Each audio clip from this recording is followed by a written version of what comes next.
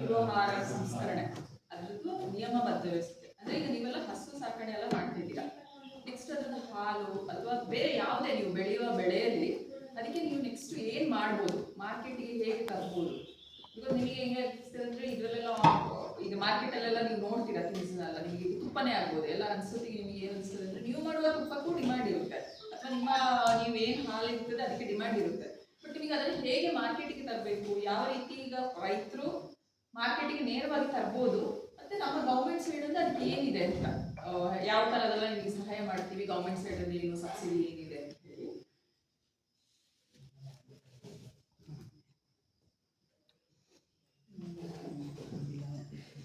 ಇದರಲ್ಲಿ ಆಹಾರ ಸಂಸ್ಕರಣೆ ಇದರಲ್ಲಿ ಏನು ಹೇಳಿದ್ರೆ ಏನಂತ ಹೇಳಿದ್ರೆ, ನಿಮಗೆ ಈ ಕೋವಿಡ್ ಬಂದಾಗ ಎಲ್ಲ ಇಂಡಸ್ಟ್ರಿನೂ ಕ್ಲೋಸ್ ಆಗಿತ್ತು, ಯಾವುದು ರನ್ ಆಗ್ತಾ ಇದ್ದಿಲ್ಲ. ಬಟ್ ಆಹಾರ ಮತ್ತು ಔಷಧಿಗಳು ಎರಡು ರನ್ ಆಗ್ತಾ ಇತ್ತು. ಸೊ ಆ ಟೈಮಲ್ಲಿ 2020 ಸೆಂಟ್ರಲ್ ಗೌರ್ಮೆಂಟ್ ಅಂತ ಬಂದಂತ ಸ್ಕೀಮ್ ಇದು. ಸೊ ಇದರಲ್ಲಿ ಏನಂತ ಹೇಳಿದ್ರೆ ನಿಮಗೆ ಆವಾಗ ಏನಾಯ್ತು ಅಂದ್ರೆ, ಅದೇ ನಾನು ಹೇಳ್ದಂಗೆ ನಿಮಗೆ ಆಧುನಿಕ ಏನೇನು ಮಿಷನರೀಸ್ ಇದೆ ಅದನ್ನೇ ಹೇಗೆ ಉಪಯೋಗಿಸೋದು ಅಂತ ಗೊತ್ತಿಲ್ಲ, ಅಥವಾ ನೀವು ಬಂಡವಾಳ ಏನಾದರೂ ಶುರು ಮಾಡ್ತೀರಾ ಅಂತ ಹೇಳಿದ್ರೆ ಮೇಜರ್ ಆಗಿ ನಿಮಗೆ ಬೇಕಾಗಿರೋದು ಬಂಡವಾಳ ಮತ್ತು ಬ್ಯಾಂಕಿನಿಂದ ಸಾಲ ಸೌಲಭ್ಯಗಳು, ಮತ್ತೆ ಗೌರ್ಮೆಂಟ್ ಸೈಡ್ ಇಂದ ನಿಮಗೆ ಸಬ್ಸಿಡೀಸ್ ಹೇಗೆ.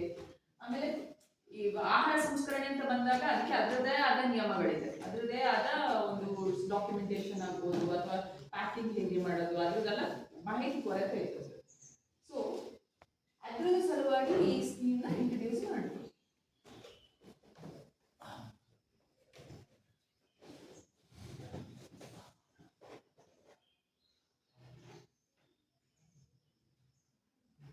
ಇದರಲ್ಲಿ ಯಾರ್ಯಾರು ನೀವು ತಗೊಳ್ಬೋದು ಸ್ಕೀಮ್ನ, ಯಾರ್ಯಾರು ತಗೊಳ್ಬೋದು, ಇಂಡಿವಿಜುವಲ್ ಆಗಿ ವೈಯಕ್ತಿಕವಾಗಿ ನೀವು ಇದ್ರದ್ದು ತಗೊಳ್ಬೋದು. ಮತ್ತೆ ಶ್ರೀ ಶಕ್ತಿ ಸ್ವಸಹಾಯ ಸಂಘಗಳು ಸಹ ಇದರಲ್ಲಿ ನೀವು ಎಲಿಜಿಬಲ್ ಇರ್ತೀರಾ.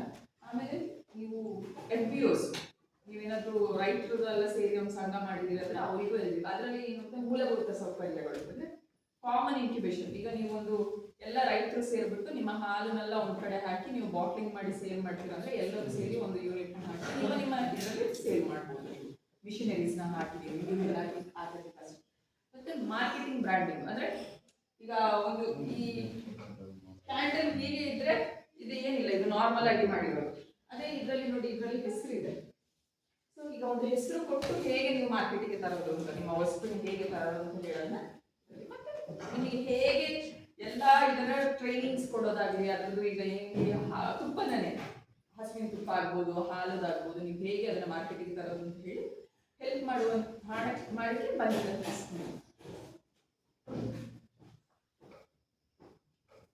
ರಿಮೋಟ್ ಆಗುತ್ತೆ.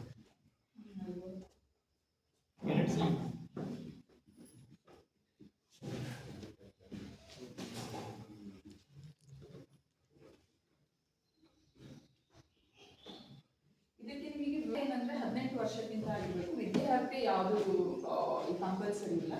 ಮತ್ತೆ ನಿಮ್ಮ ಹೆಸರಲ್ಲೇ ಎಲ್ಲ ಉದ್ಯಮ ಇರಬೇಕು. ಈಗ ರೆಂಟ್ ತಗೊಳ್ತೀರಾ ಅಂದ್ರೆ ರೆಂಟಲ್ ಅಗ್ರಿಮೆಂಟ್ ನಿಮ್ಮ ಹೆಸರು, ಸ್ವಂತ ಜಾಗ ಅಂದ್ರೆ ನಿಮ್ಮ ಹೆಸರಲ್ಲಿ ಇರಬೇಕು, ಇಲ್ಲ ಲೀಸ್ ತಗೊಳ್ತೀರಾ ಅಂದ್ರೆ ನಿಮ್ಮ ಹೆಸರಲ್ಲೇ ಇರಬೇಕು. ಮತ್ತೆ ಒಂದು ವೇಳೆ ಬೇರೆ ಯಾವುದೇ ಸಬ್ಸಿಡಿ ತಗೊಂಡಿದ್ರು ಈ ಸಬ್ಸಿಡಿ ತಗೊಳ್ಳೋಕ್ಕೆ ನೀವು ಎಲಿಜಿಬಲ್ ಇರ್ತೀರಾ. ಮತ್ತೆ ಇದರಲ್ಲಿ ನಿಮಗೆ ಇಂಟ್ರೆಸ್ಟ್ ಸಬ್ವೆನ್ಷನ್ ಅಂತ ಹೇಳಿದ್ರೆ 9% ಇಂಟ್ರೆಸ್ಟ್ ಲಾಕ್ ಆಗುತ್ತೆ. ಸೊ 6% ನಿಮಗೆ ಲೋನ್ ಸಿಗುತ್ತೆ. ಮೇಡಮ್ ಅದು ಎಂತ ಮಿಷನ್ ಚಿತ್ರ ಇದೆ. ಇದು ಕಾಫಿ ರೋಸ್ಟಿಂಗ್ ಮಿಷಿನ್, ಇದು ಎಣ್ಣೆಗಾಣ, ಇದು ಮಸಾಲೆ ತಿಂಡಿ ಕರಿಯುವಂತ ಮಿಷಿನ್. ಇದು ಜಮೀನಿಲ್ಲ ಅಂದ್ರೆ ಸಾಲ ತಗೊಳಕ್ಕಾಗಲ್ಲ.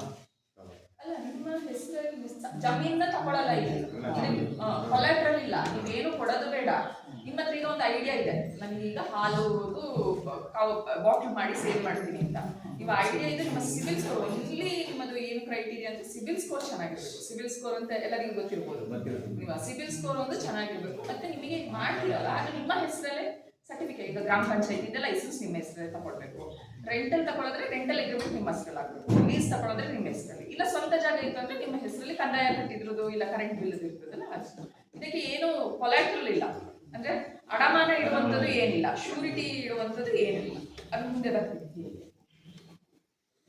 ಇದರಲ್ಲಿ ನಿಮಗೆ ಏನು ಅಂತ ಹೇಳಿದ್ರೆ ಎಷ್ಟು ಸಬ್ಸಿಡಿ ಬರುತ್ತೆ ಅಂತ ಹೇಳಿದ್ರೆ 35% ಸೆಂಟ್ರಲ್ ಗೌರ್ಮೆಂಟ್ ಇಂದ, 15% ಸ್ಟೇಟ್ ಗವರ್ಮೆಂಟ್ ಇಂದ, ಟೋಟಲ್ 50% ಸಬ್ಸಿಡಿ ಬರುತ್ತೆ. ಈಗ ನಾನು ಅದನ್ನ ಚಿಕ್ಕದಲ್ಲಿ ಹೇಳೋದು, ಒಂದು 10 ರೂಪಾಯಿ ನಿಮ್ಮ ಪ್ರಾಜೆಕ್ಟ್ ಅಂದ್ರೆ ಟೋಟಲ್ ನೀವು ಮಿಷಿನರಿ ಎಲ್ಲ ಹಾಕ್ತೀರಾ ಅಂತ ಹೇಳಿದ್ರೆ ಮಿನಿಮಮ್ 1 ರೂಪಾಯಿ 10% ನೀವು ಹಾಕಬೇಕು. 9 ರೂಪಾಯಿ ಬ್ಯಾಂಕ್ ಸಾಲ ರೂಪದಲ್ಲಿ ಕೊಡ್ತದೆ ನಿಮಗೆ. ಸೊ 9 ರೂಪಾಯಿ ನೀವು ಕೊಟ್ಟಾಗ ಏನ್ ಮಾಡ್ತಾರೆ, ಮಿಷಿನರಿ ಯಾವ್ಯಾವ್ದು ಬೇಕು ಅಂತ ಹೇಳಿದ್ರೆ ಕಾಫಿ ರೋಸ್ಟಿಂಗು, ಎಣ್ಣೆಗಾಣ, ಇಲ್ಲ ತುಪ್ಪ ಮಾಡುವಂತ ಮಿಷಿನ್, ಯಾವುದೇ ಮಿಷಿನ್ ಆದ್ರೂ ಆ 9 ರೂಪಾಯಿನ ಆ ಮಿಷಿನ್ ಅವರಿಗೆ ಕೊಡ್ತಾರೆ. ಸೊ ಗೌರ್ಮೆಂಟ್ ಏನ್ ಮಾಡುತ್ತೆ ಅಂದ್ರೆ 35% ಬ್ಯಾಂಕ್ ಅವರಿಗೆ ಕೊಡುತ್ತೆ. ಈಗ ನಿಮಗೆ 9 ರೂಪಾಯಿ ಸಾಲ ಕೊಡ್ತಿದ್ದಾರೆ, ಬ್ಯಾಂಕ್ ಅವರಿಗೆ 35% ಪ್ಲಸ್ 15% ಅಂದ್ರೆ 5 ರೂಪಾಯಿನ ಬ್ಯಾಂಕಿಗೆ ಕೊಡುತ್ತೆ. ಸೊ ನೀವು ಕೊನೆಯದಾಗಿ ಕಟ್ಟಕ್ಕೆ ಬರೋದು ನಿಮಗೆ 4 ರೂಪಾಯಿ. ಅಂದ್ರೆ ನೀವು 50% ನೀವು ಹಾಕಬೇಕು, 50% ಗೌರ್ಮೆಂಟ್ ಸೈಡ್ ಅಂತ ನಿಮಗೆ ದುಡಿಯೋ ಬಂಡವಾಳ ಕೊಡ್ತಾರೆ. ಮಿಷಿನರಿ ಬಿಟ್ಟು ದುಡಿಯೋ ಬಂಡವಾಳನೂ ಸಿಗ್ತದೆ. ಈಗ ನಿಮ್ಗೆ ಏನಾದ್ರು ಪರ್ಚೇಸ್ ಮಾಡಬೇಕು, ಪ್ಯಾಕಿಂಗ್ ಮೆಟೀರಿಯಲ್ಸ್ ಎಲ್ಲ, ಬಟ್ ಅದಕ್ಕೆ ಸಬ್ಸಿಡಿ ಸಿಗಲ್ಲ, ಬಟ್ ಅದಕ್ಕೂ ಸಾಲ ಸೌಲಭ್ಯ ಕೊಡ್ತಾರೆ.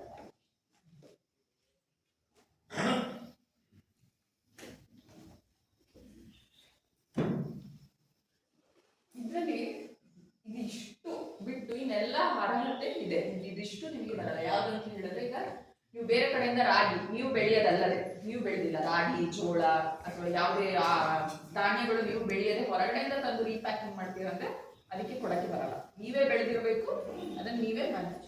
ಆಮೇಲೆ ಹಾಲು ಮತ್ತೆ ಮೊಸರನ್ನ ಸಂಸ್ಕರಣೆ ಮಾಡದೆ, ಅದನ್ನ ಸಂಸ್ಕರಣೆ ಮಾಡದೆ ಡೈರೆಕ್ಟ್ ಪ್ಯಾಕೆಟ್ಗೆ ಹಾಕ್ಬಿಟ್ಟು ಏನ್ ಬ್ರ್ಯಾಂಡಿಂಗ್ ಮಾಡದೆ ಕೊಡ್ತೀರಂದ್ರೆ ಅದಕ್ಕೆ ಇದಾಗಲ್ಲ, ನಿಮಗೆ ಅಂತ ಕವರ್ ಮಾಡಕ್ಕಾಗಲ್ಲ.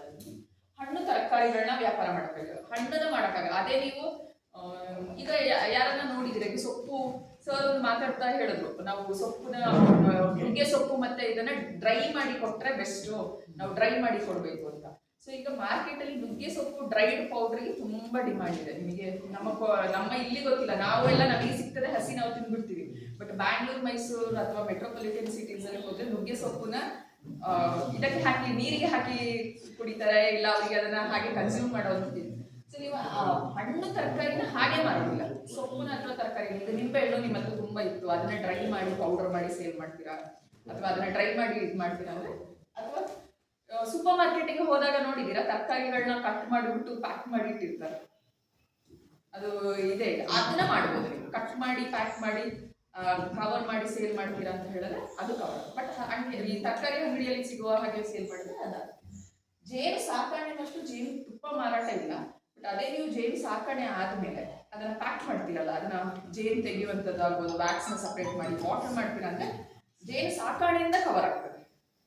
ನೀವು ಪ್ಯಾಕೆಟ್ ಮಾಡಿ ಬಾಟಲ್ ಮಾಡಿ ನೀವು ಸೇಲ್ ಮಾಡ್ತೀರಾ, ಸಾಕಾಣೆಯಿಂದಲೇ ನೀವು ಇದು ಮಾಡ್ಬೋದು.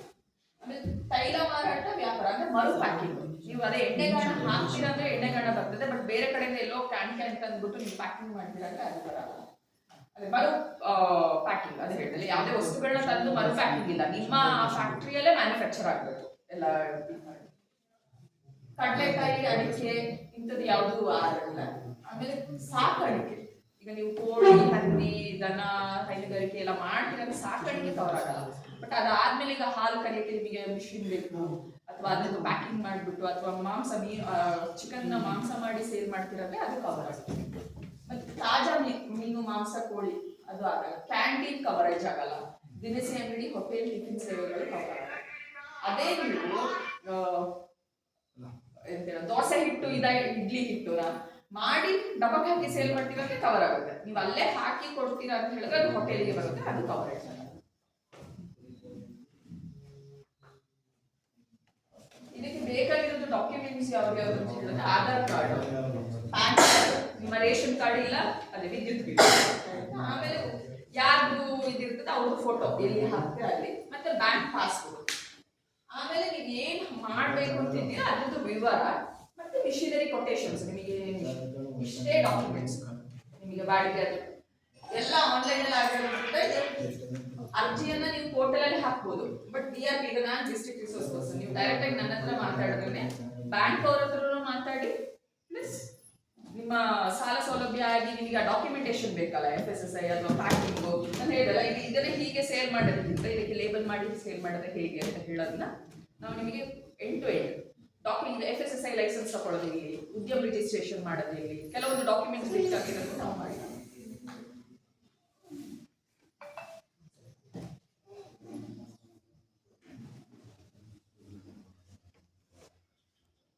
ಸ್ವಸಹಾಯ ಸಂಘದಲ್ಲಿ ಇದ್ದೀರಾ? ಸ್ವಸಹಾಯ ಸಂಘದಲ್ಲಿ ನಿಮಗೆ ಸ್ವಸಹಾಯ ಸಂಘದಲ್ಲಿ 10 ಜನರಿಗೆ ಎಲಿಜಿಬಲ್ ಆಗಿ ಇಲ್ಲಿ ಹೆಬ್ಬಾಲೆಯಲ್ಲಿ ಹಪ್ಪಳದು, ಬಟ್ ಅವ್ರೀಗ ಗ್ರಾಮ ಪಂಚಾಯತಿಲಿ ಅದು ಬಿಲ್ಡಿಂಗ್ ಇದಾಗಿ ಗ್ರಾಮ ಪಂಚಾಯತಿಲಿ ಇಟ್ಟಿದ್ದಾರೆ. ಅವ್ರ ಹಪ್ಪಳ ಸಂಡಿಗೆದು ಇದು ತಗೊಂಡಿದ್ರು ಮಿಷಿನರಿ ಸ್ವಸಹಾಯ ಸಂಘ. ನೀವೇನಾದ್ರೂ ತಿಂಡಿ ಚಿಕ್ಕ ಪುಟ್ಟದ್ದು ಮಾಡ್ತೀರಾ ಅಂದ್ರೆ ಆ ಮಿಷಿನರಿ ಪ್ಲಸ್ ನಿಮಗೆ 40,000 ಪ್ರತಿ ಇಂಡಿವಿಜುವಲ್ಗೆ. ನಿಮ್ಗೆ NRL ನೀವು ಅಲ್ಲಿ ಜಿಲ್ಲಾ ಪಂಚಾಯತಿಗೆ ಹೋಗಿ ಕಾಂಟ್ಯಾಕ್ಟ್ ಮಾಡಿದ್ರೆ ನಿಮ್ಮ ಸಂಘಕ್ಕೆ 4 ಲಕ್ಷ ಕೊಡ್ತಾರೆ. ಅದು ಒಬ್ಬೊಬ್ಬರಿಗೆ 40,000 ಅಂತ ಹೇಳಿಬಿಟ್ಟು ಬಂಡವಾಳ ಕೊಡ್ತಾರೆ ನಿಮಗೆ. ಸೊ ಎಲ್ಲ ನೀವು ಸಾಲ ಇಂಡಿವಿಜುವಲ್ ಆಗಿ ತಗೊಳ್ಬೋದು, ಸಂಘದ ಥ್ರೂಯಿಂದ ತಗೊಳ್ತೀರೋ ಅಂತ ಹೇಳೋದನ್ನ ತಗೊಳ್ಬೋದು.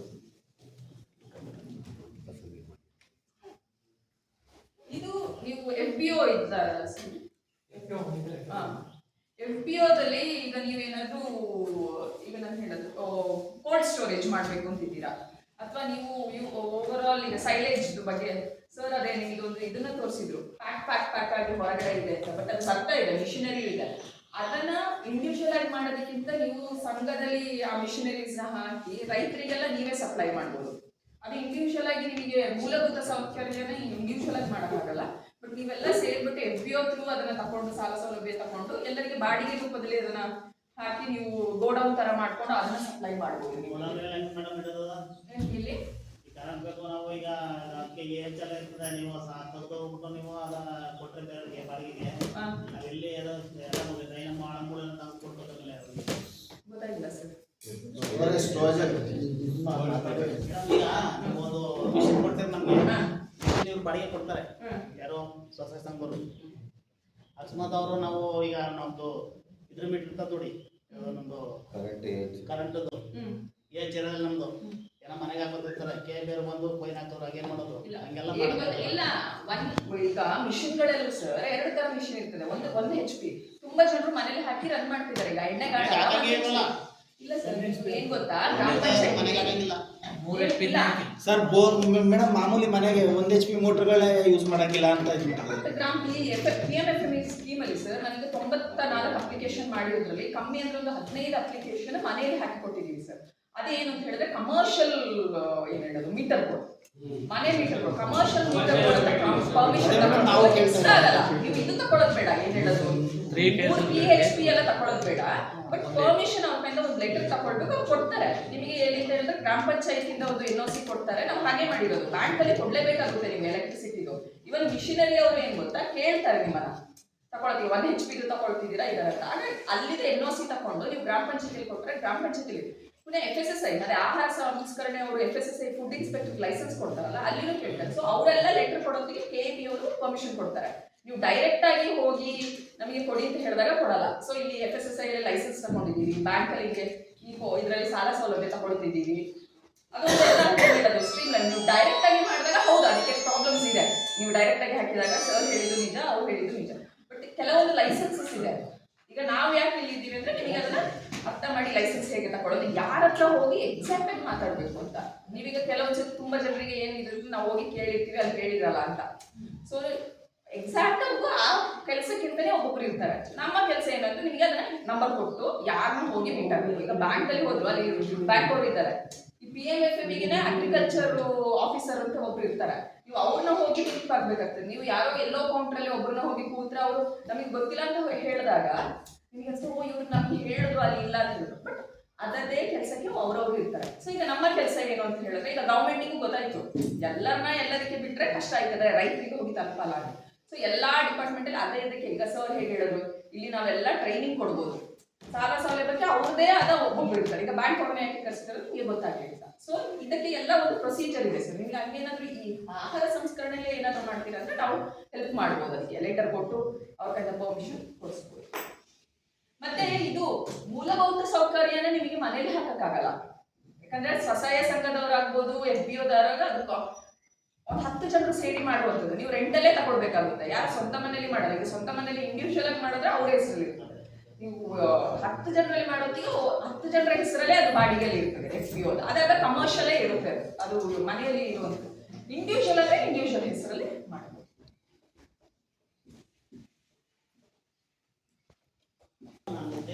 6 ವರ್ಷ ಆಯ್ತು, 5 ವರ್ಷ ಆಯ್ತು. ಗೊತ್ತಾ ಈ ತರ ಸ್ಕೀಮ್ ಇದೆ 50% ಅಂತ ಸೆಂಟ್ರಲ್ ಗವರ್ಮೆಂಟ್ ಅಂತ ಕೊಡ್ತಾರೆ ಅಂತ.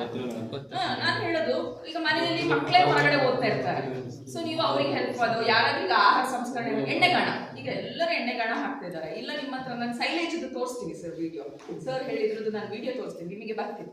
ಸೊ ನಾನು ಇದೆಲ್ಲ ಹೇಳದೆ ಡೈರೆಕ್ಟ್ ಆಗಿ ಅಲ್ಲಿಗೆ ಬಂದ್ರೆ ನಿಮಗೆ ಲೋನ್ ಹೇಗೆ ಸಿಗೋದು ಅಂತಾನೆ ಗೊತ್ತಾಗಲ್ಲ. ಸೊ ಯಾವ ಇನ್ಫಾರ್ಮೇಶನ್ ಆದ್ರೂ ಎಲ್ಲಿನೂ ವೇಸ್ಟ್ ಆಗಲ್ಲ, ನಿಮಗೆ ಎಲ್ಲಾದ್ರೂ ಮುಂದೆ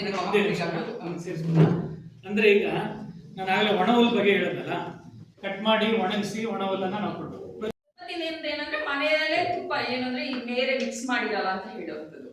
ಸೊ ಅದಕ್ಕೆ ಮಿಷಿನರಿ ಯೂಸ್ ಮಾಡೋದಲ್ಲ.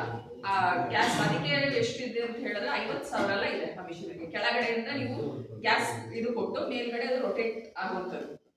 ಸೊ ಅಂತ ಮಿಷಿನರೀಸ್ ನಾವು ನಿಮಗೆ ಮಾಡಿ ಕೊಡ್ಬೋದು. ಸೊ ನೀವು ತುಪ್ಪ ಮಾಡಿ ಕೊಡುವಂಥದ್ದನ್ನೇ ನೀವು ಹಸುವಿನ ತುಪ್ಪದೇ ಮಾಡ್ತೀರಾ ಅಂತ ಹೇಳಿದ್ರೆ, ಈಗ ಏನಂದ್ರೆ ದೊಡ್ಡ ದೊಡ್ಡ ಫಿಲಮ್ ಸ್ಟಾರ್ಸ್ ಎಲ್ಲ ಶುರು ಮಾಡಿದ್ದಾರೆ. ಅವ್ರದೇ ಫಾರ್ಮ್ದಲ್ಲ ಫಿಲಮ್ ಸ್ಟಾರ್ಸ್ ಆಗ್ಬೋದು, ಈ ಟಿವಿಯಲ್ಲಿ ಇವರೆಲ್ಲ ಅವರೆಲ್ಲ ಬಂದಿರೋದಕ್ಕೆ ನಾವೆಲ್ಲ ಅವರೆಲ್ಲ ಏನ್ ಗೊತ್ತು ಇದನ್ನ ಎನ್ಕ್ಯಾಶ್ ಮಾಡ್ತಾರೆ. ಆಕ್ಚುಲಿ ರೈತರಿಗೆ ಮಾಡುವಂಥದ್ದು ಇದು.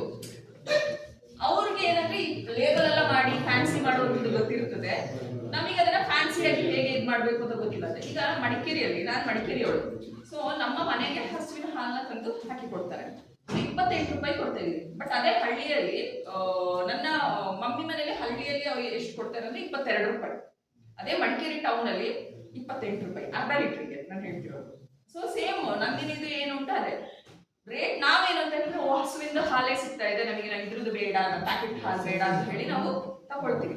So weightage. ಇನ್ನೊಂದು ಏನ್ ಮಾಡ್ತಾರೆ ಅಂತ ಹೇಳಿದ್ರೆ ಅಲ್ಲಿ ಗಾಡಿಗಳು ಆಟೋದಲ್ಲಿ ಬಾಟಲ್ಸ್, ಆ ಬಾಟಲ್ ತೋರಿಸ್ತೀನಿ ನಿಮಗೆ.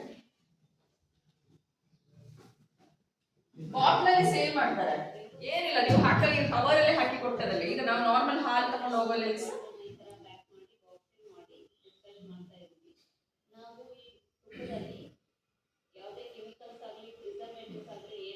ಅಂದ್ರೆ ಅದು ನಿಜವೂ ನಾವು ಯಾರು ಹಾಕಲ್ಲ, ಬಟ್ ಅವ್ರ ಒತ್ತಿ ಹೇಳ್ತಾ ಇದ್ದಾರೆ ನಾವು ಹಾಕೋದಿಲ್ಲ.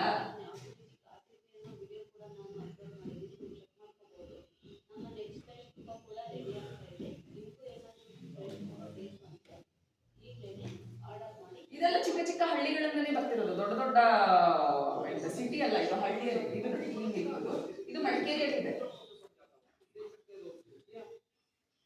ಆದ್ರೆ ಈ ಮಿಷಿನ್ ಎಲ್ಲ ಯೂಸ್ ಮಾಡ್ತಾರೆ ಅಂತ ನಾನು ಹೇಳ್ತಿಲ್ಲ, ಬಟ್ ಅವ್ರು ಏನ್ ಮಾಡ್ತಿದ್ದಾರೆ ಅಂದ್ರೆ ಬಾಟ್ಲ್, ಒಂದು ಮನೆಗೆ ಈಗ ನಮಗೆ ಬರೋದಕ್ಕೆ 2 ಬಾಟ್ಲ್ ಕೊಟ್ಟಿರ್ತಾರೆ. ಬಾಟ್ಲಿಗೆ ಸೇರಿಸಿ 2 ರೂಪಾಯಿ ಚಾರ್ಜ್ ಮಾಡಿರ್ತಾರೆ.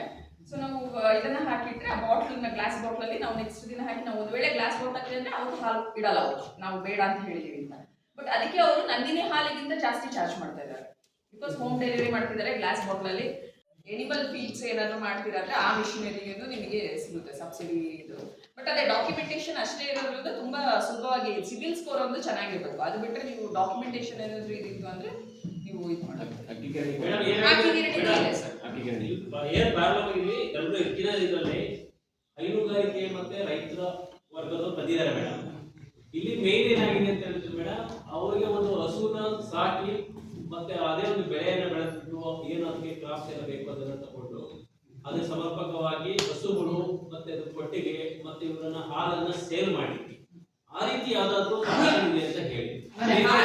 ಹಸು ಮೇನ್ ಎಲ್ಲರೂ ಕೂಡ ಹೈನುಗಾರಿಕೆ ಮಾಡತಕ್ಕಂಥವ್ರು ಇರೋದಿಲ್ಲ ಮೇಡಮ್, ಜಾಸ್ತಿ ಹೈನುಗಾರಿಕೆ ಮತ್ತೆ ಅಗ್ರಿಕಲ್ಚರ್ ಅದನ್ನು ಮಾಡಿಬಿಟ್ಟು ಮೇಡಮ್ ಹಾಲು ಕರೆಯ ಯಂತ್ರಗಳಾಗಿರ್ಬೋದು, ಹಸುಗಳಿಗೆ ಈ ಚಾಕಟರ್ಸ್ ಈ ತರ ಇರ್ಬೋದು, ಮತ್ತೆ ರಸಮೇವು ಮಾಡ್ಲಿಕ್ಕೆಲ್ಲ ಅದು ಇದೆಲ್ಲ ಇದ್ರೊಳಗೆ ಇನ್ಕ್ಲೂಡ್ ಆಗುತ್ತೆ. ಮತ್ತೆ ಸುಸಜ್ಜಿತವಾಗಿ ಒಂದು ಒಳ್ಳೆ ಟೆಂಟ್ ಎಲ್ಲ ಮಾಡಿ ಕ್ಲೀನ್ ಆಗಿ ಅದೆಲ್ಲ ಒಂದು ಟ್ರ್ಯಾಕ್ ಸಿಸ್ಟಮ್ ಅಲ್ಲಿ ಏನಾದ್ರು ಕೊಟ್ಟಿಕ್ಕೆ ಎಲ್ಲ ಇದ್ರೆ ಸಾಕಾಣಿಕೆ ನಾನು ಫಸ್ಟ್ ಹೇಳಿದೆ ಸರ್, ಇದು ಸ್ಕೀಮ್ ಹೇಳುವಂಗೆ ಇದು ಸೇರಿ ಬರುತ್ತಾ? ಎಲ್ಲವನ್ನು ಸೇರಿ ಬರುತ್ತೆ. ಶೆಡ್ ಬರಲ್ಲ, ಮಿಷಿನರಿ. ನೀವು ಏನೇ ಮಿಷಿನರಿ ಯೂಸ್ ಮಾಡ್ತೀರಾ ಕ್ಲೀನಿಂಗಿಗೆ ಏನಾದ್ರು ಎಂಡ್ ಟು ಎಂಡ್. ಈಗ ಹಾಲನ್ನ ಸೇಲ್ ಮಾಡ್ತೀರಾ ಅಂತ ಇಟ್ಕೊಳ್ಳಿ, ಸೇಲ್ ಮಾಡಕ್ಕೆ ಒಂದು ಮಿಷಿನ್ ಹಾಕ್ತೀರಾ, ಅದನ್ನ ಬಾಟ್ಲಿಂಗ್ ತೋರಿಸಿದೆ, ಇಲ್ಲ ತುಪ್ಪ ಮಾಡೋದು, ಆಗ ನಾವು ಪಾಸ್ಟರೈಸೇಷನ್ ಮಾಡ್ತೀರಾ ಅಂತ ಹೇಳಿದಾಗ ಸ್ಟಾರ್ಟಿಂಗ್ ಇಂದ ಕೊಡ್ಬೋದು ಹಾಲು. ಬಟ್ ಬರೀ ಹಾಲು ಕರೆಯೋದು ಒಂದೇ ಕೊಡಕ್ಕೆ ಬರಲ್ಲ. ತುಪ್ಪ ಅಂತ ಹೇಳಿದ್ರಲ್ಲ, ಅದು ಸ್ಟಾರ್ಟಿಂಗ್ ಎಂಟವರೆಗೆ ಕೊಡ್ಬೋದು ಸರ್. ಈಗ ಅಣಬೆ ಬೆಳಿತೀರಾ ಅಂತ ಇಟ್ಕೊಳ್ಳಿ, ಅಣಬೆ ಬೆಳೆಯಕ್ಕೆ ಕೊಡಕ್ಕಾಗಲ್ಲ, ಬಟ್ ನೀವು ಅಣಬೆ ಬೆಳೆಯೋದ್ರಿಂದ ಹಿಡಿದು ಅದನ್ನ ಪ್ಯಾಕ್ ಮಾಡಿ ಕೊಟ್ಟಿರೋದ್ರೆ ಫುಲ್ ಕೊಡ್ಬೋದು. ಸೊ ಬರೀ ಪ್ಯಾಸ್ಚರೈಸೇಷನ್ ಮಾಡ್ತಾರಲ್ಲ, ಈಗ ನಂದಿನಿ ಇದರಲ್ಲಿ ಹಾಲು ಕರೆದ್ಮೇಲೆ ಪ್ಯಾಸ್ಚರೈಸೇಷನ್ ಮಾಡ್ತಾರೆ, ಪಾಶ್ಚರೀಕರಣ, ಆ ಮೆಷಿನ್ಗಳು ಕೊಡ್ತಾರೆ.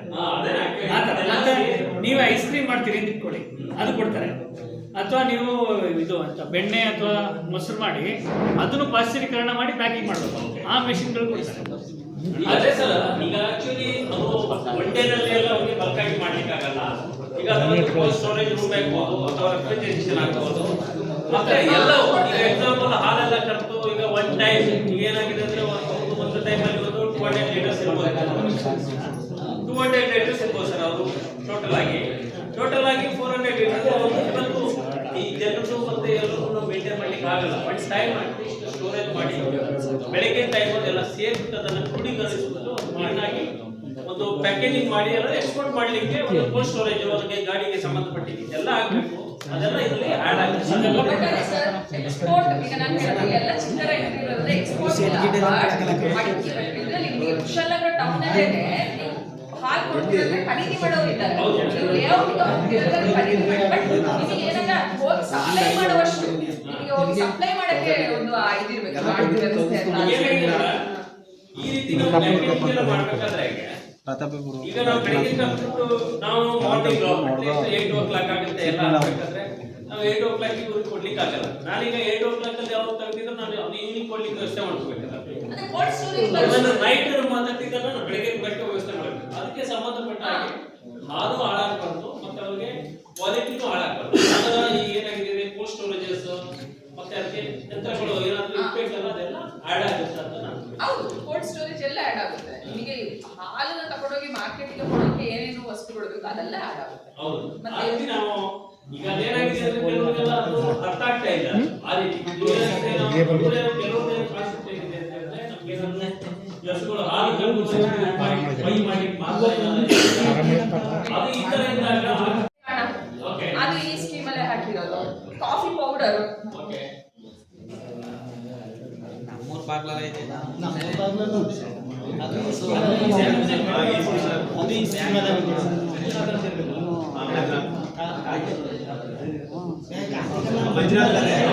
ಮಂಜುನಾಥ್ ಆಯಿಲ್ ಮಿಲ್ಲು, ಆಮೇಲೆ ಮಿಲ್ಲೆಟ್ಸ್ ಯಾರು ನೋಡಿದ್ದೀರಾ?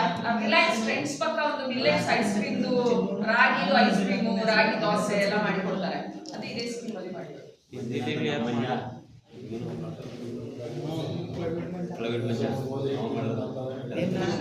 ಇದೆಲ್ಲ ಕೊಡಗಿನ ಪ್ರಾಡಕ್ಟ್. ಕಾಳು ಮೆಣಸು, ಕಾಳು ಮೆಣಸು ಪೌಡರ್,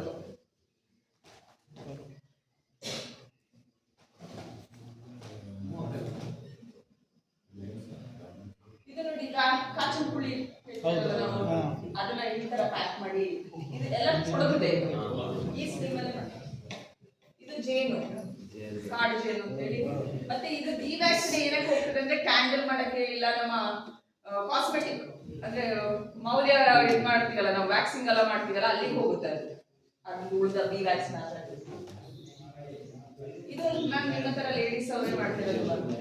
ಬನಾನಾ, ಬಾಳೆಹಣ್ಣು, ಆಮೇಲೆ ಸೀಬೆ ಹಣ್ಣು, ಆಮೇಲೆ ಟೊಮೆಟೊ ಮತ್ತೆ ಲೆಮನ್ ಹಾಕಿ ಎಲ್ಲ ಜಾಮ್ ಮಾಡಿ, ಸಪೋಟ ನಾವೇ ಅರ್ಧ ತಿನ್ಕೋತೀವಿ. ಮಾರಕ್ಕೆ ಅಂತ ಮಾಡಿದ್ಮೇಲೆ ಅದನ್ನ ತಿನ್ನಕ್ಕಿಲ್ಲಕಂತೆ. ಆಮೇಲೆ ಅರಿಶಿನ. ಮೇಡಮ್ ಇದು ಲೋವರ್ ಲಿಮಿಟ್ ಎಷ್ಟು ಅಮೌಂಟ್ ಅಂದ್ರೆ ನಾವು? ಇಲ್ಲ ಸರ್, ಲೋವರ್ ಲಿಮಿಟ್ ಏನಿಲ್ಲ. 50,000 ಕೊಟ್ಟಿದ್ದೀವಿ, 50,000ಕ್ಕೂ ಕೊಟ್ಟಿದ್ದೀವಿ, 99 ಲಕ್ಷಕ್ಕೂ ಕೊಟ್ಟಿದ್ದೀವಿ. ಏನು ಇಲ್ಲ. ಇದು ನೋಡಿ, ಇದು ಏನ್ ಮಾಡಿದ್ದಾರೆ ಹೇಳಿ? ಬಿಸಿಲಲ್ಲಿ ಒಣಗಿಸಿ ಪ್ಯಾಕ್ ಮಾಡಿ ಇದು ಮಾಡಿದ್ದಾರೆ. ಉಪ್ಪಿನಕಾಯಿ ಅಲ್ಲ, ಇದು ಉಪ್ಪಿನಕಾಯಿ. ಅದನ್ನ ಸಾರು ಮಾಡ್ತಾರೆ ಮತ್ತೆ ಮಳೆಗಾಲದಲ್ಲೆಲ್ಲ. ಬಾಳೆಹಣ್ಣು ಪೌಡರ್ ಯಾವ್ದಕ್ಕೆ ಅಂತ ಹೇಳಿದ್ರೆ, ಬಾಳೆಕಾಯಿ ಪೌಡರ್ ಮಾಡಿ ಮಕ್ಕಳದು ಬೇಬಿ ಫುಡ್ ತುಂಬಾ ಇದು ಮಾಡಿ ತಗೊಳ್ತಾರೆ. ಇದು ಕೊಡೋದೇ ಅಮ್ಮತ್ತಿಯಲ್ಲಿ ಒಬ್ರು ಲೇಡೀಸ್ ಮಾಡ್ತಾ ಇರೋದು. ಡ್ರೈ ಮಾಡಿ ಪೌಡರ್ ಮಾಡಿ ಮಕ್ಕಳಿಗೆ ಬೇಬಿ ಫುಡ್ ಅಂತ ಹೇಳಿ ಕೊಡ್ತಾ ಇದ್ದಾರೆ.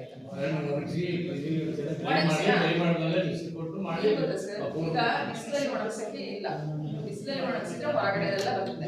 ಅದಕ್ಕೆ ಒಂದು ಡಿಹೈಡ್ರೇಷನ್ ಮಿಷಿನ್ ಅಂತ ಬರ್ತದೆ, ಶುರು ಆಗುತ್ತೆ. ಕ್ರೇಜ್ ಇದ್ಬಿಟ್ಟು ಇವಾಗ ಅದ್ರಲ್ಲಿ ಏನ್ ಬೇಕಾದ್ರೆ ಡ್ರೈ ಮಾಡ್ಬೋದು. ಅದ್ರಲ್ಲಿ ಏನಾಗುತ್ತೆ ಅಂದ್ರೆ ನೀರಿನ ಅಂಶನ ಒಂದು ತೆಗಿತದೆ. ಉಳಿದ ಎಲ್ಲ ಅದ್ರದ್ದು ಏನು ಇದಿರ್ಬೇಕು ಅದೆಲ್ಲ ಇರುತ್ತೆ. ಇದನ್ನೇ ಚಾಕ್ಲೇಟ್ಗೆ ಹಾಕಿಬಿಟ್ಟು ಚಾಕ್ಲೇಟ್ ಮಾಡಿ ಕೊಡ್ತಾರೆ, ಡ್ರೈ ಬನಾನಾ ಪೌಡರ್. ಸೊ ಅದು ಬನಾನಾ ಚಿಪ್ಸ್ ತರ ಸ್ಲೈಸ್ ಮಾಡಿ ಬನಾನಾ ಪೌಡರ್ ಮಾತ್ರ ತುಂಬಾ ಏನ್ ಹೇಳೋದು ಪೂರಿ ಮಾಡ್ತಾರೆ ಅದ್ರಲ್ಲಿ. ಅಂದ್ರೆ ಯಾರೆಲ್ಲ ಈ ಶುಗರ್ ಪೇಷಂಟ್ಸ್ ಎಲ್ಲ ಯಾರೆಲ್ಲ ಇರ್ತಾರೆ ಅವ್ರಿಗೆ ಚಪಾತಿ ಪುಡಿ ಇದ್ರ ಬದಲು ಇದ್ರಲ್ಲಿ ಸಹ ಪೂರಿ ಮಾಡಿ ಬನಾನಾ ಪೌಡರ್ ಮತ್ತೆ ಯಾರಿಗೆ ಇಷ್ಟ ಇರಲ್ಲ ಮಕ್ಕಳಿಗೆಲ್ಲ ಯೂಸ್ ಮಾಡ್ತಾರೆ. ಇದು ಸರ್ ಹೇಳೋದಲ್ಲ ನುಗ್ಗೆ ಸೊಪ್ಪು. ನುಗ್ಗೆ ಸೊಪ್ಪು ತುಂಬಾ ಏನ್ ಹೇಳೋದು ತುಂಬಾ ಡಿಮ್ಯಾಂಡ್. ನಮ್ಮಲ್ಲಿ ಇಲ್ಲಿ ನಾವು ಹಾಗೆ ಅದನ್ನ ಇದು ಮಾಡ್ತೀವಿ, ಬಟ್ ತುಂಬಾ ಹೊರಗೆ ಹೋಗುವಂತ. ಇದು ಕರಿಬೇವು ಪೌಡರ್, ಚಟ್ನಿ ಪೌಡರ್ಸ್, ಇದೆಲ್ಲ ಇದ್ರದ್ದು ಫೋಟೋ ಅಲ್ಲ, ಏನ್ ಹೇಳೋದು ನೆಟ್ ಇಂಟರ್ನೆಟ್ ಇಂದ ತೆಗೆದಿರುವಂತ ಫೋಟೋ ಅಲ್ಲ, ಮಾಡ್ತಿರೋದು ಕೊಡಗಿನಲ್ಲೇ ಮಾಡ್ತಿರೋದು.